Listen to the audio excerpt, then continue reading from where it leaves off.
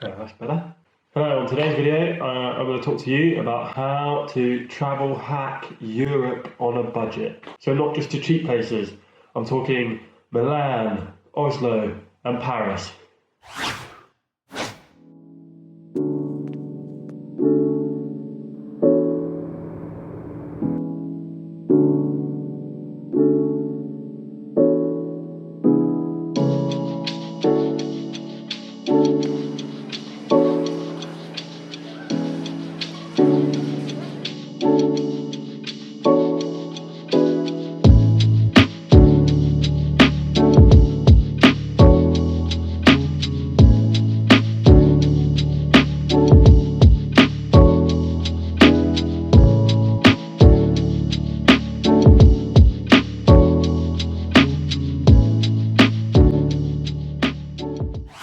Okay, welcome back to my channel.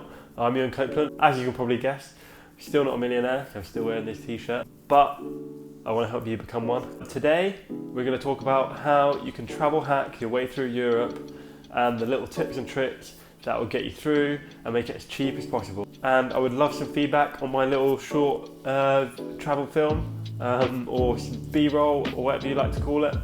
Please leave in the comments below what you thought of that little video. Okay, anyway, enough of that. Let's get on to the first hack that will help you travel Europe on the cheap. Book your travel first. This might seem very basic, but whether it's planes, trains or automobiles, if you can get this done first, then you're one step ahead and make it as cheap as possible. I don't know if you can hear that train, but hopefully it's quieting down now. Get to your destination first and then go from there, because travel is often the most expensive thing. And also, don't forget, the more flexible you are about your destination, the cheaper it will be for you. For example, we managed to get a return flight to Oslo for 2 people for £26 using Ryanair, which is absolutely incredible. And that made the holiday possible because we wanted to do a cheap holiday, and we managed to do everything under £200, which I just think is amazing. Ryanair have these cheap deals all the time, so whether it's Poland, Germany or Bulgaria or whatever, they have really cheap flights. And once you can get out there, it doesn't mean that you have to leave from the same place. So buses can be super cheap, so that's to Europe and inside Europe. However, Eurostar, they are trying to cut their costs, so they've introduced a £29 one-way ticket from London to Paris, and that is incredible because when I was at university it cost me £30 to get back to see my family.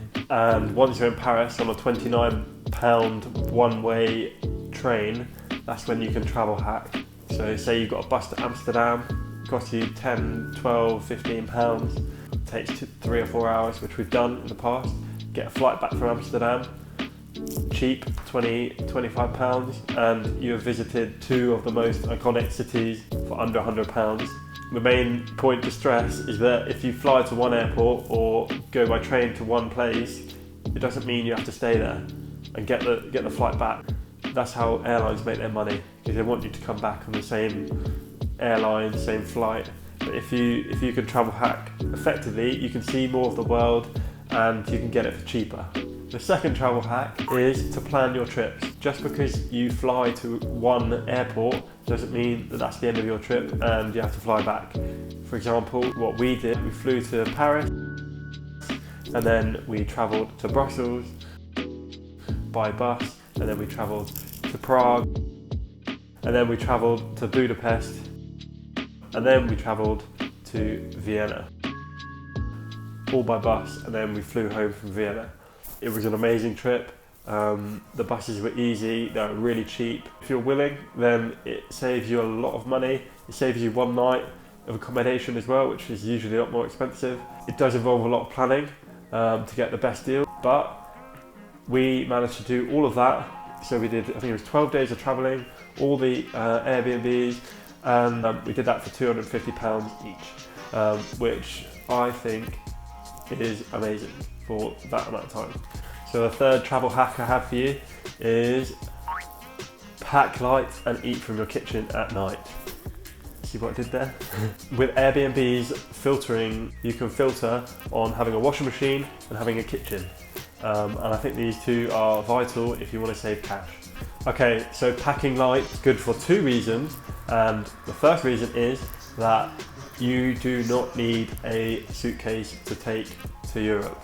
So just take a backpack, one backpack, and this will save you 20 to 60 quid depending on the airline. Obviously if you get a train you can take whatever you like, but there is no need to take a suitcase, just take a backpack. The second reason that packing light is really good is because if you tick that washing machine option on Airbnb, then you have a washing machine. And if there isn't one immediately there, you can find one close to it, and that will save you space in your bag, and that will prevent the 20 to 60 pound luggage charge that you would potentially get. So you can pack 3 of everything and you're done.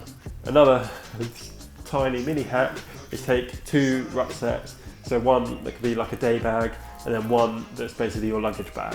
So you don't have to take that massive bag, like a big camping bag, all around whatever city you're travelling around. When we went to Oslo, we packed light and we ate at our kitchen at night on our £26 trip, and look at all the fun we had.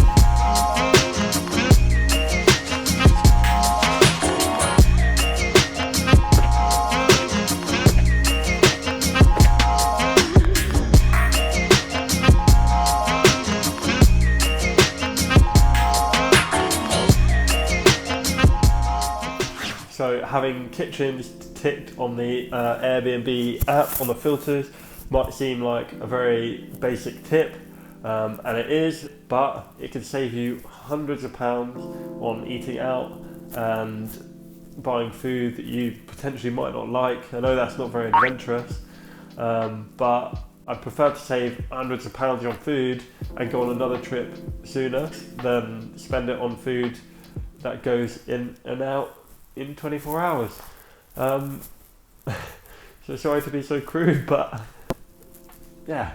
And on that note, I think these 3 extended tips and travel hacks will be sufficient for today's video. I really hope you've enjoyed them, and I really hope you've enjoyed those 2 little travel videos, so Paris and Oslo. It's just something that I thought I'd add to this. I think hopefully it's upped the quality of my videos a little bit, made it a tiny bit more interesting, and hopefully you've stuck around for a bit longer. And if you have, please like and subscribe and comment to your heart's content, and I would really appreciate it. And thanks for everyone who's been watching my videos recently. I put it out on Facebook, Instagram and Twitter, and all my family and friends have been doing everything that I've asked, and it's really kind and some good feedback. See you in the next one, and thanks for watching again.